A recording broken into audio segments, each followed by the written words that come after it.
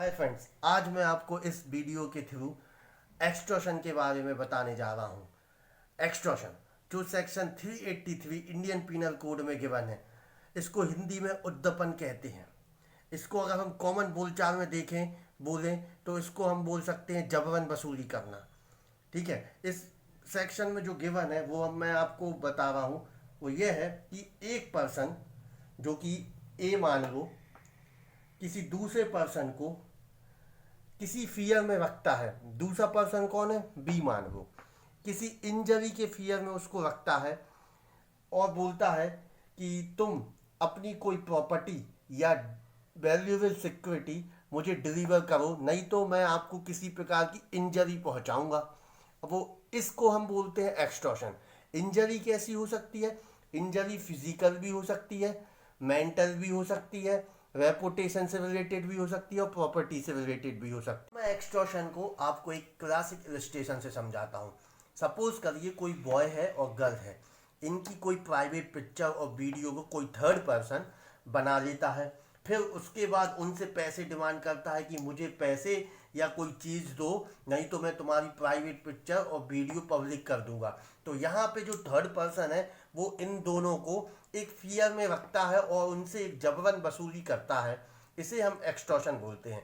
अब इसके essential element की बात की जाए तो पहला इसेंशियल एलिमेंट है फियर। मतलब जो पर्सन, मतलब कोई ए पर्सन है, बी से अगर वो उससे वसूली करता है तो वो बी को एक फियर में रखेगा, किसी इंजरी के फियर में रखेगा, तभी वह उससे वसूली कर पाएगा। ये इसका पहला एसेंशियल एलिमेंट होना जरूरी है।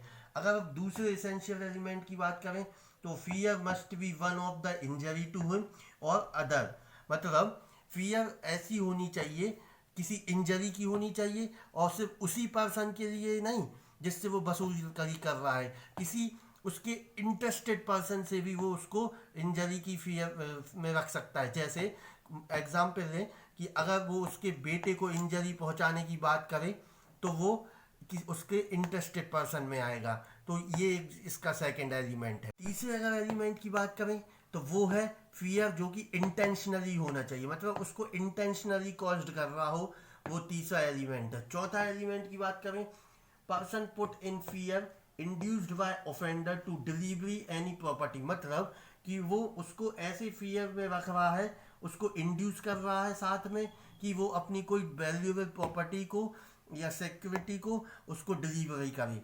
और चौथा, पांचवा है, माफ कीजिएगा, कि उसका जो ऑफेंडर है मस्ट बी डिसऑनेस्टली। मतलब जो पर्सन वसूली कर रहा है वो डिसऑनेस्टली होना चाहिए उसका इंटेंशन।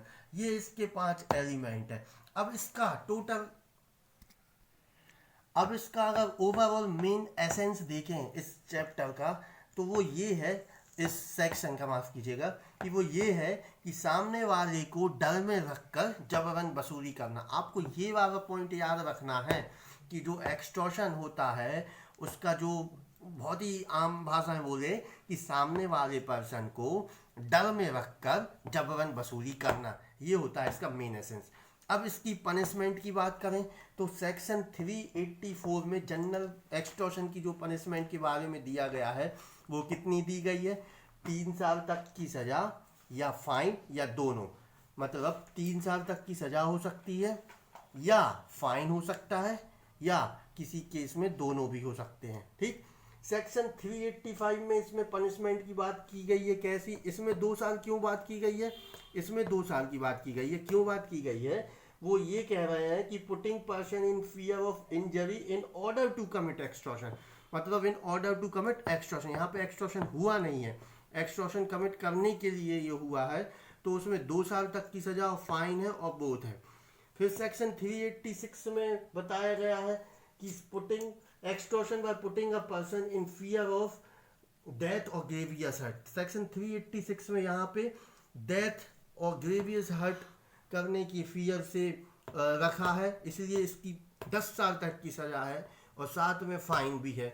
और सेक्शन 387 में in order to commit extortion में डेथ और ग्रेवियस हर्ट के लिए 7 साल और फाइन। एक केस वो देखते हैं, वो है RS नायक वर्सेस AR एंटोनी। ये बहुत ही फेमस केस है, हमने इसमें कॉन्स्टिट्यूशन में ही पढ़ा है, 1986 supreme court 2045 page number, right. इसमें बोला गया है यदि कोई पर्सन है वो प्रॉमिस करता है अदर पर्सन से जो कि वो लॉ के अंडर बाउंड नहीं है करने के लिए, और वह कहता है कि मैं इसे जब तक नहीं करूँगा जब तक तुम पैसे ना दो, तो वो यह एक्सटॉर्शन में नहीं आएगा, राइट। अगर वो लॉ से बाउंड होता और तो भी वो प्रॉमिस करता तो ये एक्सटॉर्शन होता, बट यदि यहाँ पे वो लॉ से बाउंड नहीं है इस वजह से यह एक्सटॉर्शन में नहीं आएगा। अब मैं आपको थेफ्ट और एक्सटॉर्शन के बीच डिफरेंस बताने जा रहा हूँ जो कि बहुत ही इंपॉर्टेंट है।